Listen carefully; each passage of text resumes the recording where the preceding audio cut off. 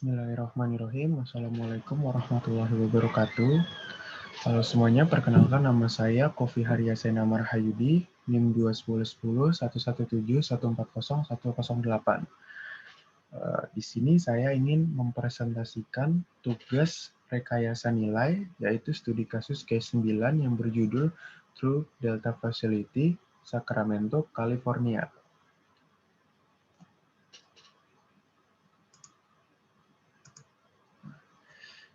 Yang pertama, kita akan memasuki ke deskripsi proyek. Bay Delta Office atau yang disingkat BDO meminta bagian divisi keteknikannya melakukan prastudi kelayakan mempelajari tentang True Delta Facility atau yang disingkat TDF. Studi kasus TDF berfokus pada alternatif untuk kanal periferal sebagai solusi untuk memotong delta Sungai Sacramento dan San Joaquin untuk mengalirkan air Sungai Sacramento langsung ke delta selatan. Tujuannya adalah untuk meningkatkan net outflow di delta untuk mengurangi salinitas di lokasi ekspor di delta selatan dengan mengurangi intrusi air laut. Intake TDF akan berlokasi di Sungai Sacramento dekat Hood dan outletnya akan di selatan Sungai Mokelumne dekat pertemuannya dengan Beaver Slough. Jadi luasnya ini terdampak oleh proyek termasuk area di sepanjang jalur TDF antara intake dan juga outletnya. Proyek TDF merencanakan untuk mengalihkan 4.000 CFS air dari Sungai Sacramento dan melepaskannya di South Fork of Mokelumne River dekat Beaver Slough. Proyek ini merupakan bagian dari alternatif peningkatan kualitas air Gulf Road 2000. Nah, ini merupakan peta aliran air deltanya. Pada studi kasus ini, permasalahan yang dibahas ada 5, yaitu adalah identifikasi lokasi pengalihan, pemilihan peralatan kanal, persiapan inventaris fasilitas yang diperlukan, struktur intake dan outlet, kasa ikan, jembatan, sifon, struktur outlet, gerbang, dan struktur kontrol aliran, dan yang terakhir adalah perkiraan biaya awal. Biaya proyek. Perkiraan biaya awal proyek TDF adalah $360 juta. Nah, perkiraan biaya ini tidak termasuk biaya pelestarian sumber daya budaya yang terkait dengan mitigasi dan juga pemulihan. Perkiraan itu juga tidak termasuk perkiraan untuk relokasi, tanah dan hak jalan, desain teknik, pengawasan dan administrasi, dan biaya tidak langsung proyek. Contohnya adalah staf proyek, fasilitas lokasi kerja, utilitas, dan peralatan. Setelah dilakukan studi kelayakan, didapatkan estimasi biaya untuk proyek ini sebesar $443.900.000. Kita masuki perbandingan biaya antara biaya awal dan setelah biaya di studi preliminary. Nah, di sini bisa kita lihat biaya awalnya sekitar total 360 juta. Lalu yang setelah studi preliminary yaitu sekitar $400 juta. Tahapan analisis. Rencana kerja VM menyediakan struktur untuk aktivitas yang terkait dengan studi nilai. Kegiatan ini selanjutnya diatur menjadi 3 tahap utama. Yang pertama ada pra-workshop, lalu workshop, dokumentasi dan implementasi, atau yang disebut post-workshop. Ini merupakan bagian alirnya untuk tahapan analisis ini. Kita memasuki yang pertama adalah pra-workshop. Nah, kegiatan yang dilakukan di pra-workshop ini adalah mengkoordinasikan logistik lokakarya dan mengkomunikasikannya kepada berbagai peserta. Yang kedua, memberikan panduan kepada DWR tentang konten presentasi untuk pengenalan proyek. Lalu menjadwalkan peserta lokakarya dan memberikan tugas untuk memastikan tim siap untuk lokakarya atau workshop. Mengumpulkan informasi latar belakang yang diperlukan tentang proyek dan memastikan proyek. Terakhir ada dokumentasi yang didistribusikan ke anggota tim. Yang kedua kita masuki workshop atau lokal karya. Rencana pekerjaan PM yang digunakan oleh SOS mencakup pelaksanaan tahap berikut selama lokal karya. Yang pertama ada tahap informasi, lalu ada tahap analisis fungsi, tahap fase kreatif, tahap evaluasi, tahap pengembangan, dan juga tahap presentasi. Kita memasuki yang pertama fase informasi. Di awal workshop, penting untuk memahami latar belakang proyek dari mana rencana itu dikembangkan. Nah, latar belakang ini diberikan dalam gambaran lisan oleh DWR. Kedua, kita memasuki fase analisis fungsi. Nah, analisis fungsi adalah jantung dari proses VM dan merupakan aktivitas utama yang membedakan proses VM dari pemecahan masalah atau praktik peningkatan lainnya. Selama fase analisis fungsi, rencana kerja PM fungsi diidentifikasi berdasarkan yang menggambarkan hasil yang diharapkan dari proyek yang diteliti. Analisis fungsi juga menentukan bagaimana hasil tersebut diharapkan dicapai oleh rencana. Fungsi ini dijelaskan menggunakan kata kerja aktif, dua kata, dan pasangan kata benda terukur. Ini merupakan tabel dari analisis fungsinya, ada komponen-komponennya, verbal, noun, dan komennya. Lalu kita memasuki diagram FAST. Analisis fungsi ditingkatkan dengan menggunakan alat pemetaan grafis yang dikenal sebagai Function Analysis System Technique atau yang kita singkat dengan FAST, yang memungkinkan anggota tim untuk memahami bagaimana fungsi suatu proyek dapat berhubungan antar satu sama lain. Diagram FAST yang dihasilkan memungkinkan visualisasi yang cepat dari hubungan logis antara fungsi proyek dan proyek lain secara keseluruhan. Diagram FAST ada di bagian analisis fungsi. Ini merupakan bagian dari FAST diagram. Nah, kita masuki tahap berikutnya yaitu fase kreatif. Langkah dalam proses VM ini melibatkan menghasilkan ide yang menggunakan teknik kreativitas. Tim merekam semua ide terlepas dari kelayakannya. Untuk memaksimalkan kreativitas tim nilai, evaluasi ide tidak diperbolehkan selama fase kreatif. Upaya tim diarahkan ke sejumlah besar ide. Ide-ide ini kemudian disaring dalam tahap evaluasi workshop. Ini merupakan ide-ide yang dideskripsikan dan juga ada nilai-nilainya itu.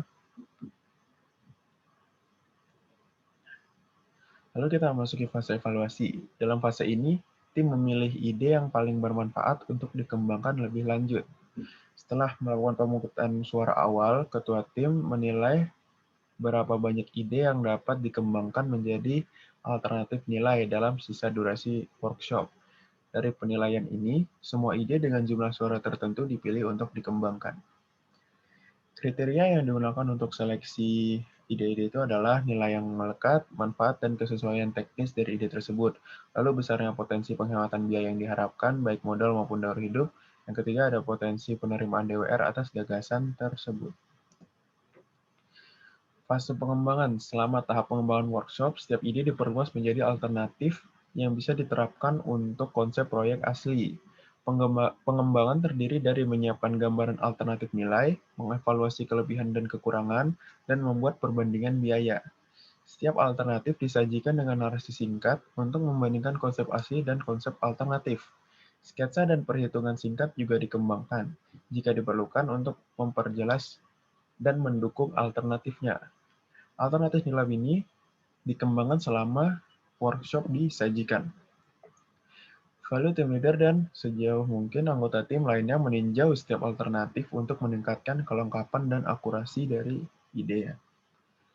Biaya desain ulang tidak termasuk dalam perbandingan biaya alternatif. DWR akan bertanggung jawab untuk menentukan biaya ini. Lalu kita memasuki tahapan yang kedua yaitu tahapan ketiga yaitu post workshop. Kegiatan post workshop studi nilai ini terdiri dari menyiapkan laporan studi nilai dan berkoordinasi dengan DWR untuk membantu mereka membuat keputusan terkait penerimaan alternatif nilai. Tak lama setelah lokakarya berakhir, laporan awal kami telah diserahkan ke DWR untuk ditinjau. Setelah menerima laporan tersebut, tim proyek DWR menganalisis setiap alternatif nilai. Lalu kita memasuki alternatif nilainya. Alternatif yang pertama ada CF4, membagi 4.000 CFS air dari Sungai Sacramento dan melepaskannya di South Fork of Sungai Mokelumne di Beaver Slope. Saluran menggunakan penampang berbentuk trapesium. Ini memberikan capital cost sebesar 358 juta. Ini merupakan gambar desainnya dan juga alirannya. Keuntungan dari alternatif pertama ini, yang pertama ada mengurangi biaya dengan menghilangkan 40% panjang saluran, 2 sifon, dan 1 jembatan. mengurangi dampak lingkungan dengan menghilangkan infrastruktur di atas dan mengurangi lebar, menghilangkan pemutusan operasi dan fasilitas pertanian di New Hope Track, menghilangkan kebutuhan untuk mengatasi kendala yang parah di McCormack Williamson Track, lalu memperbaikan infrastruktur rompi di sepanjang koridor kanal tepi. Ada kerugian dari alternatif pertama ini, ada manfaat kualitas air yang berkurang, mengirimkan aliran ke daerah dengan kendala hidrologi, menggunakan alinyemen tepi kanal untuk proyek lain, dan akan menyebabkan aliran balik dari DCC dan mengurangi kapasitasnya untuk mengalihkan aliran Sungai Sacramento. Kita memasuki alternatif yang kedua, ada CF10.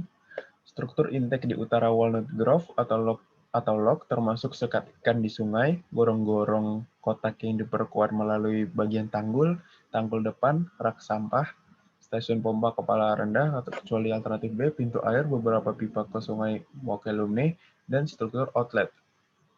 Alternatif kedua ini memiliki 3 sub-alternatif yang memberikan capital cost. Yang pertama ada sekitar 390 juta, lalu ada 230 juta, dan 450 juta. Ini merupakan gambar dari desainnya dan juga alirannya. Alternatif kedua ini memiliki keuntungan dan kerugiannya. Keuntungannya, setiap alternatif akan menghasilkan pengurangan biaya proyek, mengurangi hak jalan yang diperlukan dan dampak lingkungan dan ekonomi terkait. Lalu konsep tidak menggunakan situs di HUD yang mungkin diperlukan di masa mendatang untuk sekeliling saluran. Lalu meninggalkan 4.000 CPS di sungai Sacramento dari HUD ke kota Log. Nah, kerugiannya ada kemungkinan pengurangan manfaat untuk mengekspor kualitas air. Yang kedua, kemungkinan dampak publik atau lingkungan yang lebih besar. Lalu kemungkinan benturan pada hidrolik delta cross kanal. Kita masuki alternatif yang ketiga, CF15. Pengalihan di Georginia Slope dan memotong saluran melintasi Staten Island ke South Fork. Memberikan capital cost sebesar 316.554.000. Mohon maaf, $316.000. Ini merupakan gambar desain dan juga alirannya. Keuntungan dari alternatif ketiga ini, panjangnya 4,2 mil antara panjang 4,2 mil dan 12 mil. Tidak ada ikan yang menangani bagian hilir layar, 2 sifon dan juga 3 sifon. 1 jembatan jalan umum di intake. Air yang dialihkan tetap mengalir sejauh 12 mil. Pompa memiliki kepala yang lebih rendah. Tidak diperlukan rak sampah. Kerugiannya antara lain kualitas air sedikit berkurang, hak jalan lebih mahal, sedikit di luar batas RRUOD, konstruksi sifon lebih sulit, filter sungai lebih mahal, dan konstruksi layar lebih sulit. Lalu kita memasuki alternatif yang keempat, CF19, pengalihan di beberapa lokasi dan mempertimbangkan kapasitas saluran penerima hilir dalam penentuan lokasi dan ukuran pengalihan. Nah, ini menghasilkan ada beberapa capital cost, yaitu ada sekitar $60 juta, $49 juta, $57 juta, yang berikutnya juga $50 juta, lalu ada $54 juta, $52 juta, dan terakhir $55 juta. Ini merupakan peta alirannya yang ini desain. Memiliki keuntungan dan kerugian masing-masing juga. Nah, keuntungan ini antara lain saluran pembawa lebih pendek dan lebih kecil, ukuran untuk perairan penerima hilir, mengurangi atau menghilangkan pemompaan, fleksibilitas, dan keandalan yang lebih besar dalam pengoperasian, memungkinkan variasi dalam sirkulasi delta atau pola aliran, pilihan situs pengalihan yang lebih baik, desain standar yang sudah terbukti, biaya keseluruhan mungkin lebih rendah, pemeliharaan lanskap yang ada, misalnya penggunaan pertanian, melestarikan situs HUD untuk kemungkinan penggunaan di masa mendatang, meninggalkan lebih banyak aliran di bagian atas Sungai Sacramento. Alternatif dapat dibangun secara bertahap. Namun ada kerugian dan juga biaya O&M yang sedikit lebih besar atau meningkat, lebih sedikit skala ekonomis, kemungkinan pembesaran saluran yang ada, peningkatan kualitas air mungkin lebih sedikit dibandingkan dengan alternatif DWR, kemungkinan lebih tertinggal pada pengalihan yang ada di sisi dan Georginia Slough. Alternatif yang kelima yaitu CF38, peningkatan kapasitas pengalihan delta cross channel atau DCC dan menambahkan saringan ikan. Alternatif kelima ini menghasilkan dua capital cost. Alternatif yang pertama yaitu dengan air 12.000 CFS sebesar 369 juta dolar. Yang alternatif kedua 4.000 CFS sebesar 140 juta dolar. Yang merupakan gambar desainnya. Alternatif kelima ini memiliki keuntungan yaitu pemugaran gerbang DCC yang ada akan menambah keandalan pengalihan ke fasilitas ekspor Delta. Meningkatkan kapasitas pengalihan DCC akan menambah fleksibilitas pada pengoperasian fasilitas dengan memungkinkan 1, 2, atau 3 gerbang pengalihan dibuka untuk pengendalian salinitas di fasilitas ekspor. Perbaikan alternatif tidak mempengaruhi lalu lintas kapal di daerah tersebut, potensi untuk tahap penyaringan seluruh DCC dan menyadari manfaat ikan yang signifikan, dan fleksibilitas yang lebih besar dalam pengoperasian DCC selama periode ketika akan ditutup karena masalah ikan, mempertahankan laju aliran yang lebih tinggi di Sungai Sacramento untuk jarak yang lebih jauh.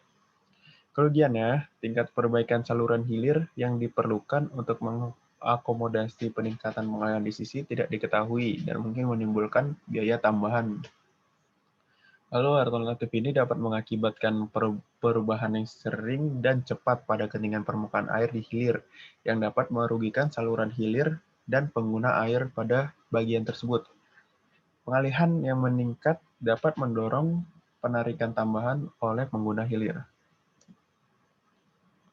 Kita memasuki alternatif yang keenam, di F1, memasang saringan plat vertikal di sungai. Fasilitas penyaring ikan di sungai yang diusulkan akan mencakup saringan sepanjang sekitar 1.200 kaki dengan kedalaman 20 kaki untuk memberikan kecepatan pendekatan 0,2 fps. Fasilitas penyaring ikan akan mencakup 67 teluk, masing-masing sebesar 15 kaki dan kedalaman 20 kaki. Panel pengeluaran akan disediakan sebagai sistem bantuan hidrolik darurat jika terjadi perbedaan tinggi antara sungai dan tepian depan. Panjang sekat tergantung pada karakteristik sungai, misalnya kedalaman, geometri saluran, dan lain-lain, dan aliran desain akhir. Alternatif ini tidak memberikan perubahan biaya dari estimasi biaya awal. Keuntungannya, ikan tidak ditangani, mereka tetap di sungai. Puing-puing tetap berada di sungai dan melewati hilir. Tidak diperlukan pemompaan bypass atau saluran bypass kembali ke sungai. Tapi ada kerugiannya, yaitu biaya konstruksi cover dam yang lebih besar diperlukan. Lebih sulit untuk mempertahankan kecepatan pendekatan seragam pada permukaan layar. Mungkin lebih banyak perawatan, dan juga konstruksi sungai membutuhkan periode penghindaran yang lama dan persyaratan pemantauan kualitas ikan dan air yang ketat. Alternatif yang ketujuh ada di F27, sediakan saringan sampah dan pintu di sisi Sungai Tanggul dan tempatkan struktur intake di sisi darat. Nah, untuk menjaga ukuran saringan foam menjadi lebih kecil dan untuk melindungi stasiun pompa dari banjir, letakkan rak sampah dan gerbang utama di Sungai Sacramento, diikuti dengan 8 gorong-gorong kotak berukuran 10 kaki dikali 10 kaki, berarti berbentuk persegi, di bawah tanggul baru. Alternatif ini tidak memberikan perubahan biaya. Merupakan gambar desainnya yang original dan alternatif.